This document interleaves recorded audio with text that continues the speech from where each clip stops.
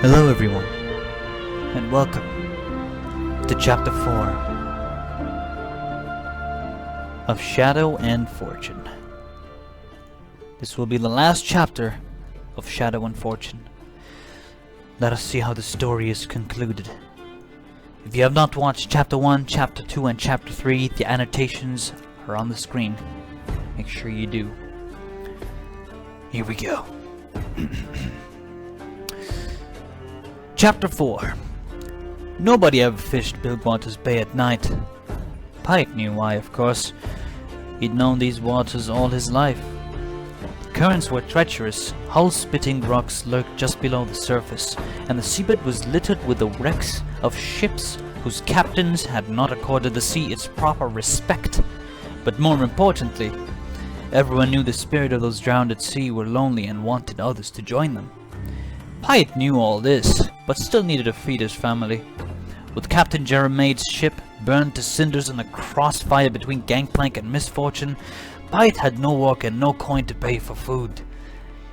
He drank half a bottle of Scutler's Scrumpy just to pluck up the courage to push his boat out onto the water tonight, and the prospect of sharing a drink with the giant Freljordian helped steady his nerves.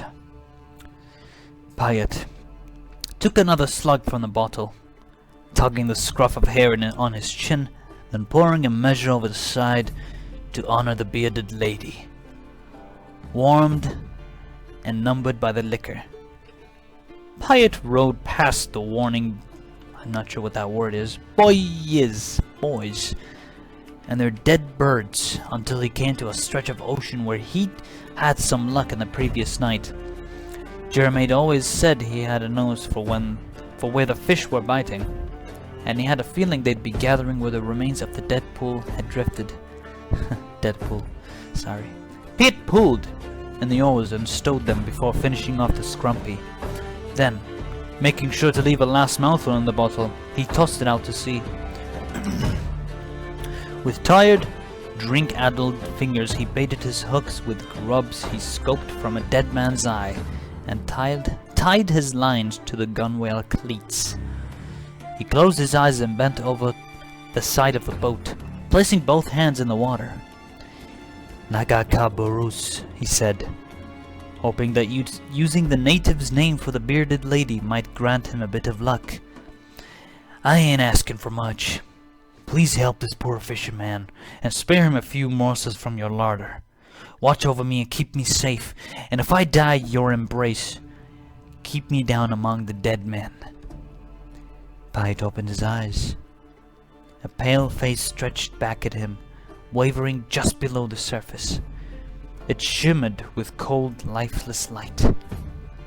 He cried out and jerked back into his boat as, one by one, his fishing lines were pulled taut.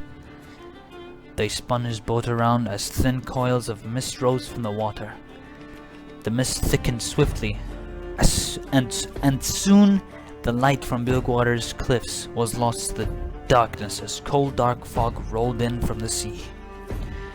A cacophony of once dead birds squeaked from the warning markers, followed by the clamor of bells as their convulsing bodies swung the boys back and forth. Sorry, these words are so hard for me. The black mist. Pyatt scrambled for his oars, fumbling in terror to fit them into the row locks.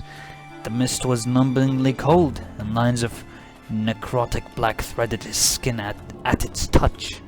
He worked at the grave's chill, frosted his spine. Bearded lady, mother below, Nagakabarus, he sobbed. Please guide me home. Please, this, I beg of... Plot never finished his plea. A pair of hook-headed chains erupted from his chest, droplets of vividly red blood streaming from their tips. A third hook punched through his belly, another his throat. A fifth and sixth gouged his palms and pulled them down hard, pinning Pyatt to his boat. Agony surged through him, and he screamed as a figure of pursuit malice emerged from the black mist. Emerald fire hallowed its horned skull, and sockets gouged by vengeful spirits burned as they savored his pain. The dead spirit was robed in ancient black vestments, and rusted keys scraped at its side. A chained corpse lantern moaned and swayed with monstrous appetite from its clenched fist. The glass of the infernal lantern opened to receive him, and by it felt his spirit tear loose from the warmth of his flesh. The wails of tortured souls shrieked from its depths, maddened by their unending purgatory. Pete fought to keep his spirit within his body, but a spectral blade scythed, and his time in the world was ended as the glass of the lantern snapped shut. "A wretched soul you are," said the reaper of his life, its voice like gravel on a tombstone, "but on the first to be claimed by Thresh this night." The black mist rippled, and the sealed houses of malefic spirits, howling wraiths and ghostly horsemen swelled within. The darkened boiled across the sea and swept onto land, and the lights in Bilgewater started to go out. And that is chapter 4. Apparently it says chapter 2 here, I'm not quite sure, but it says here this is chapter 4, so if there's more to this, I'll let you guys know. Thank you everyone for watching and reading with me the Shadow and Fortune lore. Please do leave a like and subscribe, and leave a comment down below on what you thought about the story. Have a good day everyone, and goodbye.